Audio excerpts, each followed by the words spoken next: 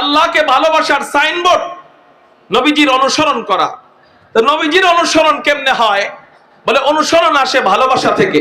জোরে বলেন কিসের থেকে? যেমন আপনারা এই এলাকার মানুষ পানিকে কি বলেন? পানি বলেন। কিন্তু আপনাদের ছোট বাচ্চা মাত্র কথা ফুটছে, জবান দিয়া মাত্র আওয়াজ বের করা শুরু হয়েছে, এই পানিকে পানি বলতে পারে না। বলেন তো দেখি কি বলে? মাম বলে। আপনি পানিকে পানি বলেন, বাচ্চা পানিকে মাম বলে। কিন্তু ওর সামনে যখন পানি নিয়ে যাবেন তখন ওরে আপনি বলবেন, আব্বু এই যে নাও মাম খাও, মাম মাম মাম। ঠিক না ঠিক? আপনি মাম বললেন কেন? আপনার কি দাঁত নাই? আপনার কি পানি বলতে অসুবিধা? না। তাহলে আপনি মাম বললেন কেন? হুজুর ওই বাচ্চার অনুসরণ করেছি। তাহলে এই অনুসরণ কেন আসলো? এই অনুসরণ আসলো আপনি আপনার বাচ্চাকে ভালোবাসেন, ভালোবাসেন বিদায় অটোমেটিক অনুসরণ এসে গেছে। যে নবীজিকে ভালোবাসে তারে বলতে হবে না দাড়ি লম্বা করো, অটো লম্বা হবে। তাকে বলতে হবে না সুদ ছাড়ো, এমনিই সুদ ছাড়বে। তাকে বলতে হবে না ইত্তেবায়ে সুন্নাত, সুন্নতের অনুসরণ করো, এমনিই সুন্নতের অনুসরণ করবে। ঠিক না ঠিক? মুহতারাম হাজিরিন, তাহলে নবীজিকে ভালোবাসা আগে জরুরি, তারপরে অনুসরণ আসবে। নবীজিকে আমরা ভালোবাসবো কেন?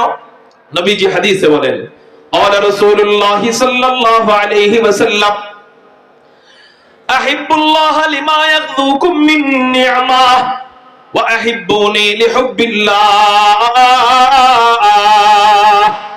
ওয়া আহিব্বু আহলা বাইতি লিহুব্বি। নবীজি বলেন, এক নাম্বার ভালোবাসা পাওয়ার হকদার কে?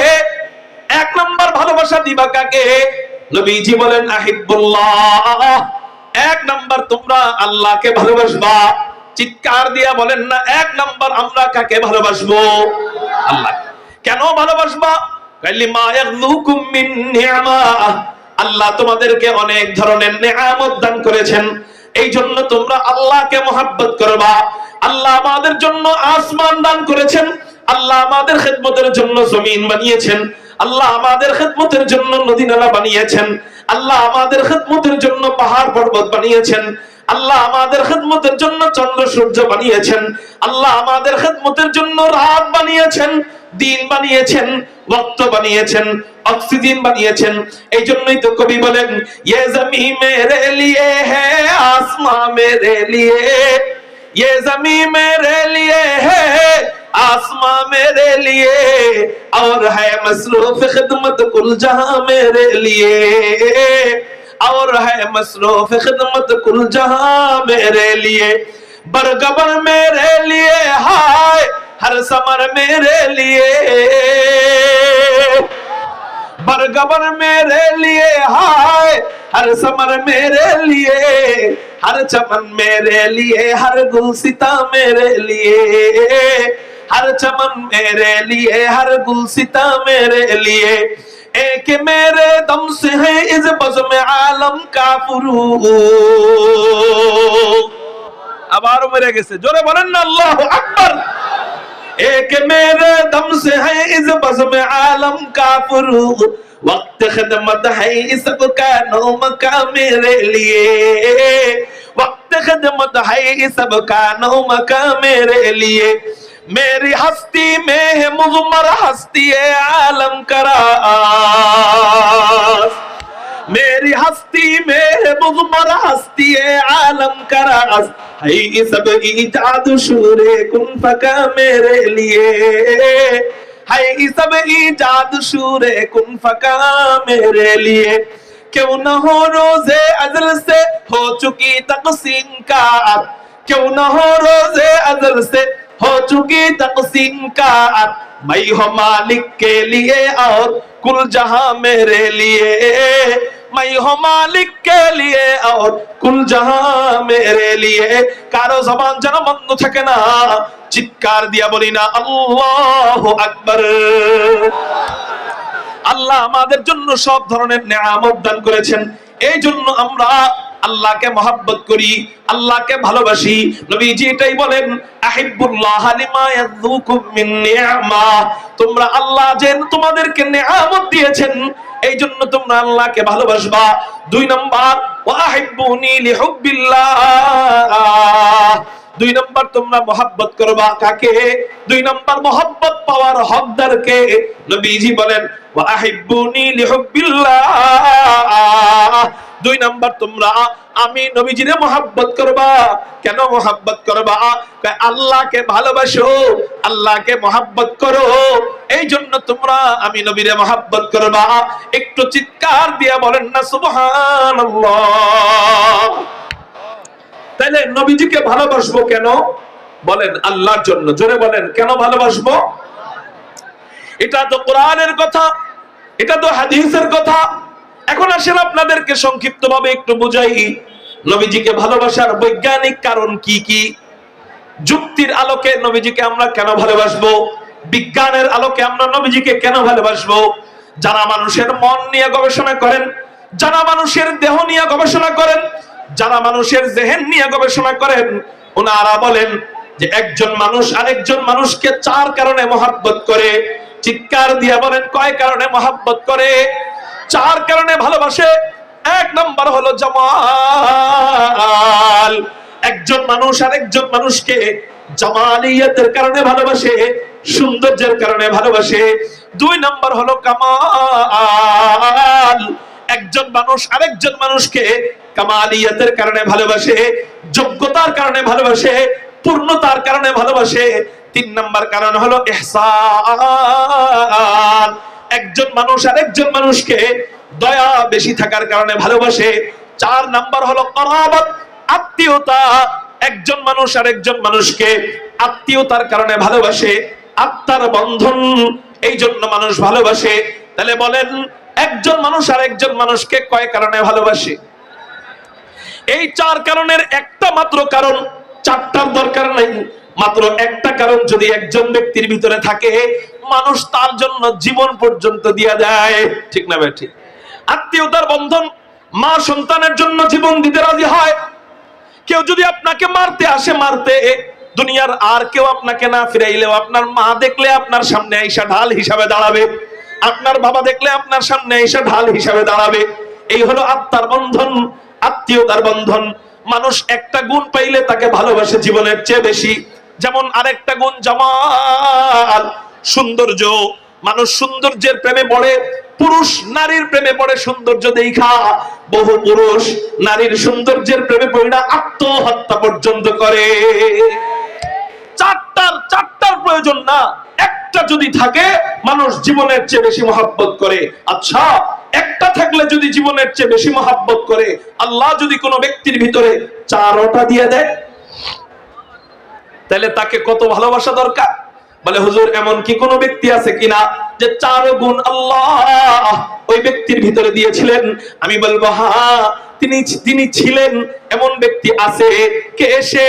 তিনি হাদিকুল ফখরে রাসূল, ইমামুল আম্বিয়া, সাইয়্যিদুল আম্বিয়া, সাইয়্যিদুল খালায়েক, আহমদ মুজতাবা, মুহাম্মাদুর রাসূলুল্লাহ সাল্লাল্লাহু আলাইহি ওয়াসাল্লামকে আল্লাহ এই চারটা গুণ এক নাম্বার চার গুণের এক নাম্বার বানিয়েছেন। সুবহানাল্লাহ। যেমন এক নাম্বার জামাল, সৌন্দর্য। আমার নবী কেমন সুন্দর ছিলেন, চলেন আপনাদেরকে একটু হাদিস থেকে জানানোর চেষ্টা করি। ভাই গত বছর তো মাইক ভালোই ছিল, এখন সাউন্ড কই? হ্যাঁ বাড়ায় দেন মনিটরের সাউন্ড বাড়ান। এক নাম্বার হলো জামাল। আমার নবীজি কেমন সুন্দর ছিলেন চলেন আপনাদেরকে একটু শোনাই। তিরমিজি শরীফের হাদিস, হযরত জাবির ইবনে সামুরা বর্ণনা করেন। আন জাবির ইবনে সামুরা রাদিয়াল্লাহু তাআলা আনহু قال রাআইতু রাসূলুল্লাহি সাল্লাল্লাহু আলাইহি ওয়াসাল্লাম ফি লাইলাতিন ইদহিয়ান ওয়া আলাইহি হুল্লাতুন হামরা। হযরত জাবির ইবনে সামুরা বলেন আমি হুজুর সাল্লাল্লাহু আলাইহি ওয়াসাল্লামকে এক চন্দ্রোজ্জ্বল রাতে লাল ডোরা কাটা কাপড় পরিহিত অবস্থায় নবীজিকে দেখতে পেলাম। চাঁদের রজনীতে আমি হুজুর সাল্লাল্লাহু আলাইহি ওয়াসাল্লামকে দেখতে পেলাম। আসমানের চাঁদ উপরের দিক তাকাইলে দেখা যায়, নিচের দিকে তাকাইলে জমিনের চাঁদ দেখা যায়, নবীজিকে দেখা যায়। তো আমি চিন্তা করলাম সব সময় নবীজিকে আলাদা দেখি, চাঁদ আলাদা দেখি, নবীজিকে আলাদা দেখি, আজকে যেহেতু দুইজনকে একসাথে পেয়ে গেছি, আসমানের দিকে তাকাইলে আসমানের চাঁদ দেখা যায়, জমিনের দিক তাকাইলে জমিনের চাঁদ দেখা যায়। এখন আমি একটু দুইজনকে মিলাবো, দেখবো আসমান বেশি সুন্দর না মুহাম্মাদুর রাসূলুল্লাহ সাল্লাল্লাহু আলাইহি ওয়াসাল্লাম বেশি সুন্দর। এই নিয়ত করে হযরত জাবের বলেন, ফাজআলতু আনজুরু ইলাইহি ওয়া ইলাল কামার, এই নিয়ত করে আমি একবার নবীজির দিক তাকাইলাম আর একবার আসমানের চাঁদের দিকে তাকাইলাম। এরকম করে বারংবার করলাম। একবার আসমানের চাঁদ দেখে, আরেকবার নবীজিকে দেখে, আরেকবার চাঁদ দেখে, আরেকবার নবীজিকে দেখে। হযরত জাবের বলেন, আমি এরকম করে করার পর সিদ্ধান্ত নিতে বাধ্য হলাম, লাহু ইনদি আহসানু মিনাল কামার, আমার কাছে মনে হইল আসমানের চাঁদের চেয়ে, আসমানের পূর্ণিমার চাঁদের চেয়ে জমিনের চাঁদ মুহাম্মাদুর রাসূলুল্লাহ সাল্লাল্লাহু আলাইহি ওয়াসাল্লামের চেহারা মুবারক কোটি কোটি কোটি গুণ বেশি সুন্দর। এই জন্যই তো আম্মা জান আয়েশা রাদিয়াল্লাহু তাআলা আনহা নবীজির ব্যাপারে কবিতা বলেন। কি কবিতা? লানা শামসুন ওয়ালিল আফাকি শামসুন, লানা শামসুন ওয়ালিল আফাকি শামসুন, ওয়া শামসি খায়রুম মিন শামসিস সামাই, ফাইন্নাশ শামসা তাতলু বা'দা ফাজরিন, ফাইন্নাশ শামসা তাতলু বা'দা ফাজরিন, وشمسي طالع بعد العشاء، وشمسي طالع بعد العشاء। হযরত আম্মা জান আয়েশা বলেন, লানা শামসুন ওয়ালিল আফাকি শামসুন, আল্লাহ আসমানের জন্য একটা সূর্য বানিয়েছেন। শোনো দুনিয়ার মানুষ, আমার জন্য একটা সূর্য আছে। আল্লাহু আকবার। আসমানের জন্য একটা সূর্য আছে, আমার জন্য একটা সূর্য আছে। দুই সূর্যের মাঝে বেশ কম কেমন জানো?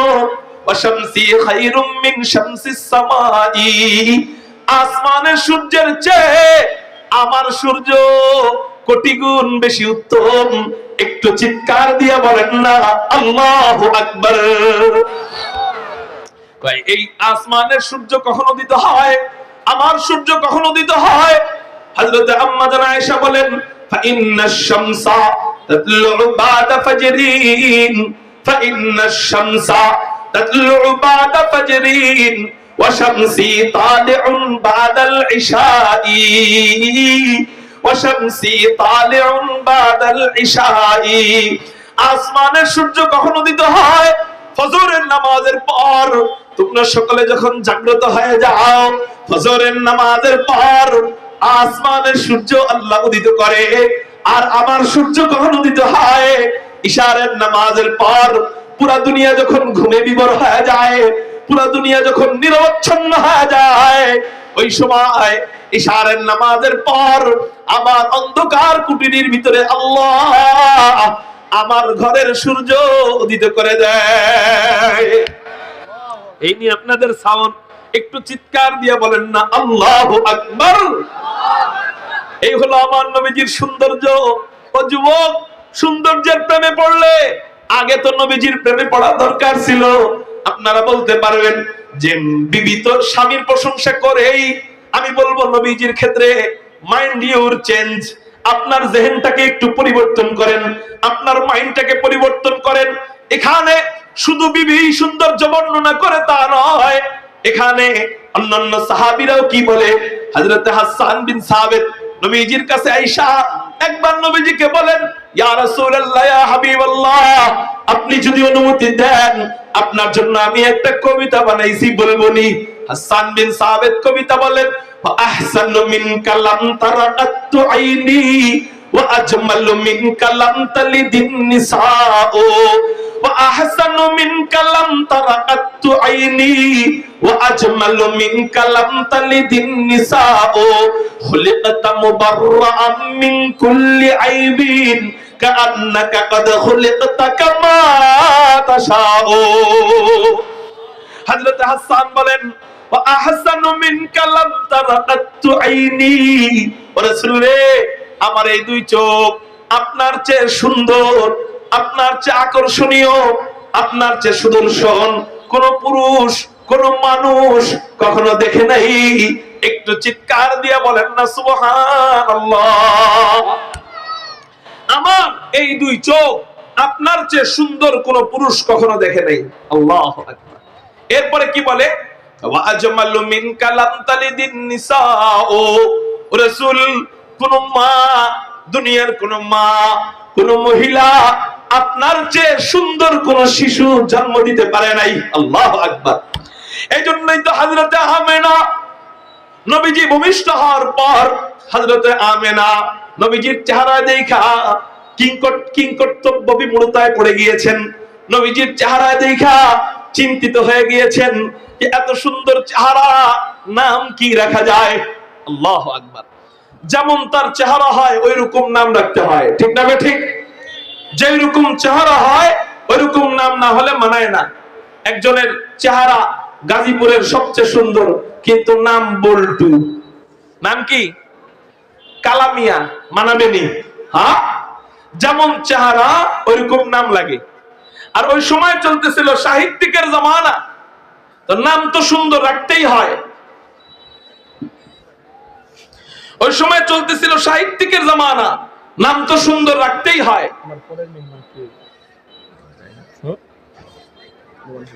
কোথায় আসলে কত সময় কম, দেখেন তো কোথায় আছে। আপনাদের কষ্ট হইতেছে নি? ভাত খান নাই কে কে? খানা দুপুরে খান নাই কে কে? হাত উঠান তো দেখি। আরে মাশাআল্লাহ, আল্লাহ এই ভাইদেরকে উত্তম বদলা দান করো, বলি আমিন। আসলে খাইতে যান নাই কি ওয়াজের লেগা, নাকি ওই পারাপারি হইতেছে এই জন্য? কোনটা? ওয়াজের জন্য? আচ্ছা মাশাআল্লাহ। আমিও দুপুরের ভাত খাই নাই। তা আপনারা আমি এক খাবো গাড়ির ভিতরে, ওই খানা একটু দিয়ে দিতে বলছি, গাড়িতে খাবো। মাগরিবের পরে ময়মনসিংহ বালিয়া মাদ্রাসায় বয়ান, তো আর খাবার আর সুযোগ নাই। 130 কিলোমিটার দূর, তো আমার রওনা দিতে হবে দ্রুতই। আমি খুব সংক্ষেপে আমার বয়ান শেষ করে ফেলবো ইনশাআল্লাহ। হযরতে আমেনা টেনশনে পড়ে গেছেন, নাম কি রাখবে। কারণ হযরতে আমেনা নবীজির চেহারার দিক তাকায়, তাকানোর পর দেখে চেহারাটা মোহাম্মদ, গালের দিক তাকায়, গালটা মোহাম্মদ, নাকের দিক তাকায়, নাকটা মোহাম্মদ। এই নামের অর্থে মোহাম্মদ নয়, গুণের অর্থে মোহাম্মদ। মোহাম্মদ শব্দের অর্থ প্রশংসিত। জোরে বলেন কি? প্রশংসিত।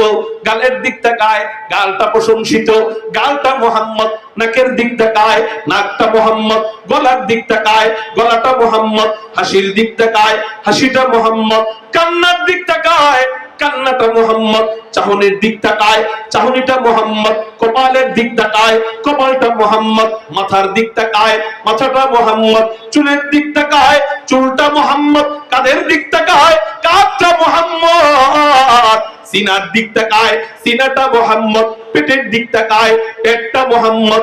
উরুর দিক তাকায়, উরুটা মোহাম্মদ। হাত পায়ের দিক তাকায়, হাত পাটা মোহাম্মদ। হযরতে আমেনা আল্লাহকে বলেন, আল্লাহ তুমি আমারে কেমন শিশু দান করলা, যেই শিশুর সবকিছু মোহাম্মদ। এমন দামি শিশু, এমন হাই কোয়ালিটি শিশু, এমন দামি শিশুর নাম আমি কি রাখতে পারি? আল্লাহ পাক রব্বুল আলামিন হযরতে আমেনার অন্তরে ঢাইলা দিলেন, ও আমেনা রে, এই শিশুর সবকিছু যেহেতু মোহাম্মদ, ওর নামটা আর আলাদা থাকবে কেন? ওর নামটাও রাইখা দাও মোহাম্মদ। এত সুন্দর নাম আল্লাহ রাখছে যে নবীজির বংশের ভিতরে এত সুন্দর আর কারো নাম আল্লাহ রাখেন নাই। আমাদের নবীজির বংশধরা যদি বলতে যাই, তাহলে খুব সংক্ষেপে ইব্রাহিম আলাইহিস সালাতু ওয়াস সালাম পর্যন্ত শুনাই। আমাদের নবীজির নাম মুহাম্মদ, তার পিতার নাম আব্দুল্লাহ, তার পিতার নাম আব্দুল মুত্তালিব, তার পিতার নাম হাশিম, তার পিতার নাম আব্দুল মুনাফ, তার পিতার নাম কুসাই, তার পিতার নাম কিলাব, তার পিতার নাম মুররা, তার পিতার নাম কাদ, তার পিতার নাম লুই, তার পিতার নাম গালিব, তার পিতার নাম ফিহর, তার পিতার নাম মালিক, তার পিতার নাম নজর, তার পিতার নাম কিনানা, তার পিতার নাম খুজাইমা, তার পিতার নাম মুদরিকা, তার পিতার নাম ইলিয়াস, তার পিতার নাম মুদার, তার পিতার নাম নিজার, তার পিতার নাম মাআদ, তার পিতার নাম আদনান, তার পিতার নাম উদাদা, তার পিতার নাম মুকাওয়ির, তার পিতার নাম নাহুর, তার পিতার নাম তাইরাহা, তার পিতার নাম ইয়ারুব, তার পিতার নাম ইয়াসজুব, তার পিতার নাম নাবিদ, তার পিতার নাম হযরত ইসমাঈল, তার পিতার নাম আবুনা হযরত ইব্রাহিম আলাইহিমুস সালাতু ওয়াস সালাম। আমার নবীর বংশের ভিতরে এত চমৎকার নাম আল্লাহ কারো রাখেন নাই। কেন এত সুন্দর নাম? চেহারা যেমন বিউটিফুল, নামটাও বিউটিফুল হতে হবে। নামের চেহারার ভুলও যেমন কেউ ধরতে পারতো না, নামের ভুলও ধরা সম্ভব নয়। নবীজির নাম বইলা গালি দিলে লাগে না, এই জন্য কাফেররা নাম পাল্টায় রাখছে মুজাম্মাম। তো মুজাম্মাম বইলা গালি দিলেও লাগে না, এই জন্য নবীজি বলে ইয়া আবা হুরায়রা আলা তাজাবুন কাইফা ইয়াসরিফুল্লাহু আন্নী শাতনা কুরাইশিন ইয়াশতিমুনা মুজাম্মামান ওয়া ইয়ালআনুনা মুজাম্মামান আনা মুহাম্মদ। একটু চিৎকার দিয়া বলেন না সুবহানাল্লাহ। যাই হোক, আলোচনা অন্যদিকে চলে যাচ্ছে, আমি ওই দিকে নিতে চাইতেছি না। তো নবীজির যেমন চেহারা তেমন তার নাম, এজন্যই হযরতে আমেনা কনফিউজডে পড়ে গিয়েছিলেন। এজন্যই হযরতে হাসান বিন সাবিত কবিতা বলেন ওয়া আহসানু মিনকা লাম তারাকাতু আইনি ওয়া আজমালু মিনকা লাম তালিদিন নিসাউ। রাসূল, আপনার চেয়ে সুন্দর, আপনার চেয়ে আকর্ষণীয় কোন সন্তান কোন মা জন্ম দিতে পারে নাই। খুলিকতা মুবাররাআম মিন কুল্লি আইবিন, আপনি যেন সৃজিত হয়েছেন একেবারে নিখুঁত। আরে আসমানের চাঁদেরও খুঁত আছে। চাঁদের কি আছে বলেন না? আসমানের চাঁদের খুঁত কি? আসমানের চাঁদ দেখতে দেখা যায় হলুদ, কিন্তু ভিতরে কালো কালো দাগ আছে, আছে না নাই? আসমানের চাঁদেরও খুঁত আছে। খুলিকতা মুবাররাআম মিন কুল্লি আইবিন, কিন্তু রাসূল আপনার চেহারায় আল্লাহ কোনো খুঁত রাখে নাই। কাআন্নাকা কদ খুলিকতা কামা তাশাউ, যেন আপনি সৃজিত হয়েছেন নিখুঁত। একটু যেন আল্লাহর কাছে আপনি যেমন সৌন্দর্য চেয়েছেন, আল্লাহ আপনাকে তেমন সৌন্দর্য দান করেছেন। একটু চিৎকার দিয়া বলেন না সুবহানাল্লাহ। এই হলো আমার নবীজির চেহারা। এখন আপনি বলতে পারেন হুজুর, বিএনপির প্রশংসা বিএনপি করবেই, আওয়ামী লীগের নেতার প্রশংসা আওয়ামী লীগ করবেই, মুহাম্মদুর রাসূলুল্লাহ সাল্লাল্লাহু আলাইহি ওয়াসাল্লামের প্রশংসা তার উম্মতেরা করবেই। আমি বলবো না, আমার নবীর ক্ষেত্রে আয়েশা সিস্টেম ভিন্ন। শুধু উম্মত প্রশংসা করে তাই নয়, নবীজির চেহারা দেখা, শুধু নবীজির চেহারা দেখা মক্কা মদিনার কাফের মুশরিক ইহুদিরা পর্যন্ত শুধু চেহারা দেখা মুসলমান হয়ে যেত। যেমন একটা হাদিস আপনাদেরকে বলি, তিরমিজি শরীফের হাদিস। عن عبد الله بن سلام رضي الله تعالى عنه قال لما قدم رسول الله صلى الله عليه وسلم المدينة انجفل الناس إليه قيل قدم رسول الله صلى الله عليه وسلم عرفت أن وجهه ليس بوجه كذاب। حضرت আব্দুল্লাহ ইবনে সালাম বলেন, হযরত আব্দুল্লাহ ইবনে সালাম কে? হযরত আব্দুল্লাহ ইবনে সালাম ইহুদিদের বড় পণ্ডিত ছিলেন, ইহুদিদের বড় আলেম ছিলেন। ওনার নাম হযরত আব্দুল্লাহ ইবনে সালাম। তাওরাতের আলেম ছিলেন, জাবুরের আলেম ছিলেন, ইনজিলের আলেম ছিলেন। ওনার নাম হযরত আব্দুল্লাহ ইবনে সালাম। হযরত আব্দুল্লাহ ইবনে সালাম উনি বলেন, মক্কা শরীফ থেকে মুহাম্মদ নামক একজন ব্যক্তি যখন মদিনায় আসলো, তখনও সে মুসলমান হয় নাই। আব্দুল্লাহ ইবনে সালাম তখন ইহুদিদের পণ্ডিত ছিলেন, ইহুদিদের আলেম ছিলেন। আব্দুল্লাহ ইবনে সালাম বলেন, মুহাম্মদ নামক একজন ব্যক্তি মক্কা শরীফ থেকে হিজরত করে মদিনায় যখন আসলো, তখন সকলে তাকে দেখার জন্য ভিড় করা আরম্ভ করলো। মানুষ তাকে দেখে ভালো লাগে, মুসলমান হয়ে যায়, দেখে ভালো লাগে, মুসলমান হয়ে যায়। কিন্তু আমি যাব, দেখব, ভালো লাগবে, মুসলমান হয়ে যাব, এটা হইতে পারে না। কারণ পাবলিকের দেখা আর আলেমের দেখা এক নয়। পাবলিকের যাচাই বাছাই, আলেমের যাচাই বাছাই এক। পাবলিকের যাচাই বাছাই, আলেমের যাচাই বাছাই এক নয়। পাবলিক তো ল্যাংটাটারে দেখা কয় এটা ল্যাংটা পীর, ঠিক নেই? তা হুজুর ভিতরে কি আছে এটা তো বলা যায় না। উপরে পোশাক নাই পুরো, মনের পোশাক বড় পোশাক, মনের পর্দা বড় পর্দা। ওদেরকে গাছের সাথে বাঁধবেন, 3 ঘন্টা পিটাইবেন, যদি কয় ব্যথা পাই, শান্তি পাই না, আপনি কইবেন মনের শান্তি বড় শান্তি, মনের ব্যথা দূর হওয়াই বড় দূর হওয়া, ঠিক না? আল্লাহু আকবার। আলেমের যাচাই বাছাই, পাবলিকের যাচাই বাছাই এক নয়। হযরত আব্দুল্লাহ ইবনে সালাম বলেন, সকলে যায় দেখে মুসলমান হয়ে যায়, কিন্তু আমি যাব দেখব আর মুসলমান হব না। আমি একটু যাচাই বাছাই করব, যেহেতু আমি আলেম, ইহুদিদের পণ্ডিত, এজন্য আমি একটু যাচাই বাছাই করব। যাচাই বাছাই করার জন্য আব্দুল্লাহ ইবনে সালাম তিনটা প্রশ্ন ঠিক করছে। জোরে বলেন কয়টা প্রশ্ন? তিনটা প্রশ্ন ঠিক করছে। তিনটা প্রশ্ন উনি জানে এই তিন প্রশ্নের উত্তর নবী ছাড়া আর কেউ দিতে পারবে না। এই তিন প্রশ্নের উত্তর নবী ছাড়া আর কেউ দিতে পারবে না। এই এমন তিনটা কঠিন তিনটা প্রশ্ন ঠিক কইরা আব্দুল্লাহ ইবনে সালাম নবীজির দরবারে যায়। অন্যান্য ইহুদিরা বলে, ও আব্দুল্লাহ ইবনে সালাম তুমি কই যাও? আব্দুল্লাহ ইবনে সালাম বলে, কে নাকি নবী দাবি করছে, আমি উনারে আটকাইতে যাই। কি করতে যায়? আটকাইতে যাই। আমি ওনারে যাচাই বাছাই করতে যাই, দেখি এটা আসলে সত্য নবী না মিথ্যা নবী। তোমরা যাও দেখো আর মুসলমান হয়ে যাও। আজকে আমি যাচাই বাছাই করব, আজকে আমি আটকাবো, আমি প্রমাণ করে ছাড়বো যে ও এটা আসলে মিথ্যা নবী। একটু যাচাই বাছাই করে ছাড়বো। চলো আমার সাথে কারা যাবা? বিশাল ইহুদিদের কাফেলা নিয়ে আব্দুল্লাহ ইবনে সালাম রওনা হয়। ইহুদিদের মনে মনে খুশি, মনে মনে মন কলা খায় যে আজকে ইসলামের পরাজয় হবে, ইহুদি ধর্মের বিজয় হবে। মনে মনে খুশি, নবীজিরে আটকাবে। তিন প্রশ্ন নিয়া আব্দুল্লাহ ইবনে সালামকে ইমাম বানাইয়া, আব্দুল্লাহ ইবনে সালামকে নেতা বানাইয়া এবার বিশাল কাফেলা নবীজির দরবারে যখন হাজির হয়, তখন নবীজি বয়ান করতেছিলেন।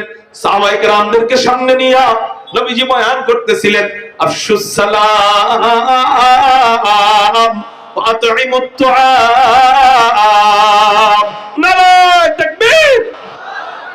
আজকের মাহফিলের মধ্যমণি আপনাদের সকলের মহব্বতের প্রিয় ব্যক্তি, বাংলাদেশের প্রিয় মুখ, উলামায়ে কেরামদের প্রিয় পাত্র, আমার দাদাজান আল্লামা ইয়াহিয়া মাহমুদ হাফিজাহুল্লাহের প্রিয় ভাগনা। কোন আলহামদুলিল্লাহ।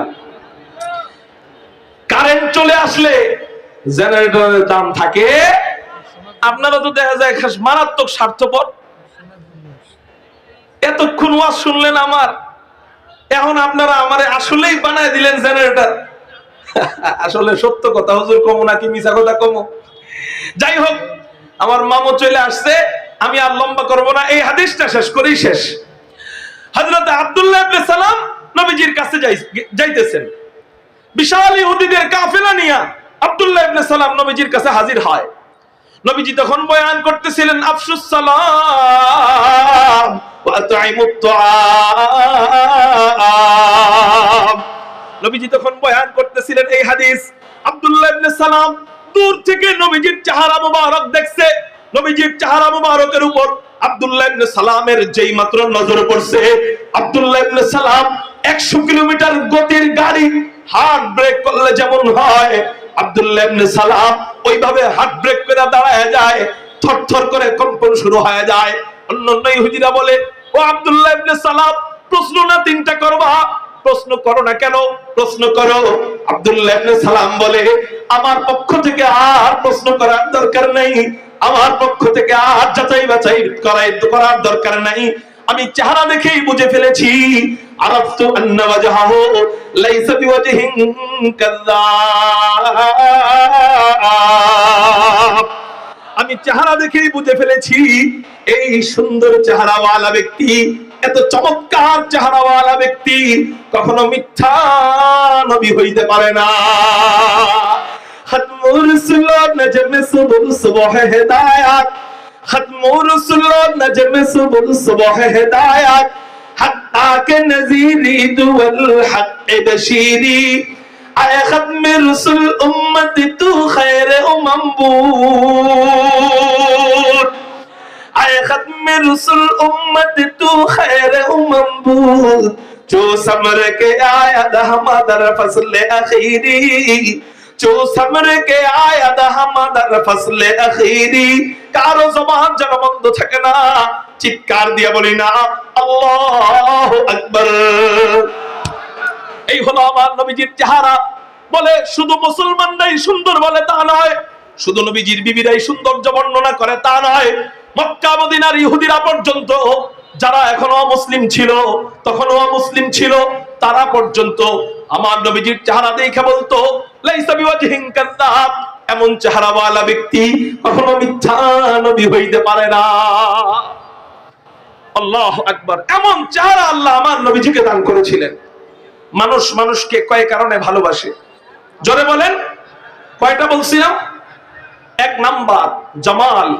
আমার নবীকে আল্লাহ 4 গুণ দিয়েছেন, এর মধ্যে একটা বলা হলো, সংক্ষেপে বলা হলো যে আমার নবীজিকে আল্লাহ কেমন সৌন্দর্য দান করেছেন, যেই চেহারা দেখে দেখে অনেক মানুষ মুসলমান হয়ে যেত। জান্নাতে যায়া নবীর প্রেমিক যারা, আশিক উম্মত যারা, তারা জান্নাতে যায়ও নবীজির চেহারা না দেখতে পারলে মজা পাবে না।